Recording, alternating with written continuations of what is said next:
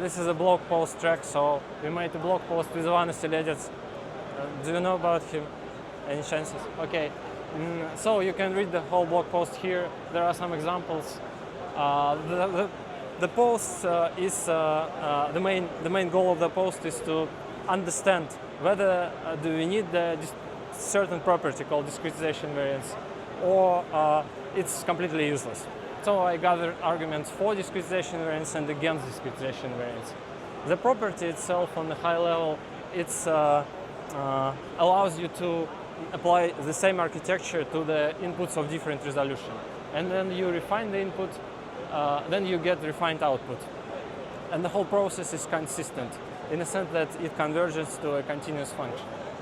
The one way, of course, the main application is partial differential equations, and the one way to achieve the discretization invariance is to use in your architecture only operations that are continuous, like differentiation, integration, push forward, subinf, and all other operations like that. Here is the simple example of discretization invariant architecture. We have a bunch of functions stacked together, and the channel here, this is corresponding to the number of functions that we have. We have a linear transformation, the standard one. We have a Bayes term, and we have a special transformation that is an integral operator. This integral operator, everything is completely continuous, so this will have a limit if you discretize. But you, of course, need to discretize because otherwise you can evaluate this architecture in a digital computer. So there are some examples: Fourier neural operator, convolutional neural operator, convolutional neural networks, not discretization invariance, Fourier neural operator is discretization invariance, and so on. Many examples like that. So here is there are some numerical illustrations how we typically evaluate discretization invariance. For that, we first train on a grid with fixed resolution and evaluate the model on the refined grids. And you can see that for discretization invariant architectures like FNO and DeepONet, you get roughly the same performance regardless of the resolution of the grid. And for the architectures that are not discretization invariant, we can see that we have a huge difference, like test error skyrocketed after we increase the resolution. And when I explain this poster to real people, I ask them to vote for discretization invariance or against discretization invariance. And here are some arguments for it and some arguments against it. The main arguments for it's that this property is theoretically natural. So partial differential equations are continuous objects, and so we believe that architecture should be too. It's easier to analyze theoretically, and in general we believe it's kind of natural. And there are three practical applications. The first one is multi-scale training. It goes like that. So you have a data, you subsample it. Most of the time you train on low resolution data, and next you fine-tune on fine resolution data. Next you can get reduced inference costs.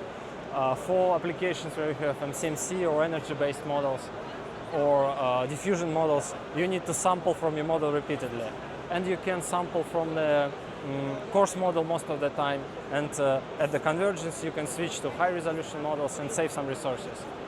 And for the hyperparameter optimization, the story is the same. So you most of the time you optimize with coarse models, and after that you fine-tune or retrain with fine models. And there are some arguments against discretization invariance. The first one is this property is actually asymptotic. This means that you can observe it only if you refine the grid indefinitely, so only in continuous limit, which we don't have in practice. And the same goes for the data sets. All the data sets that we have, they have final resolution.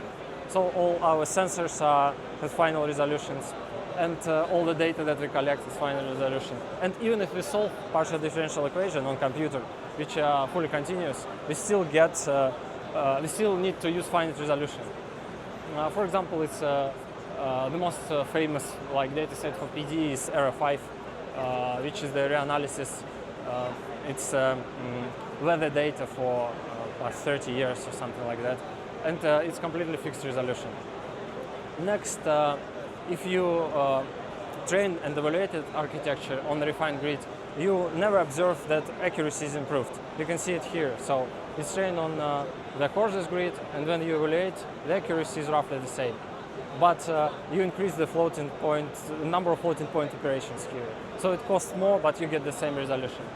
Next, the property itself is not going to guarantee the good performance.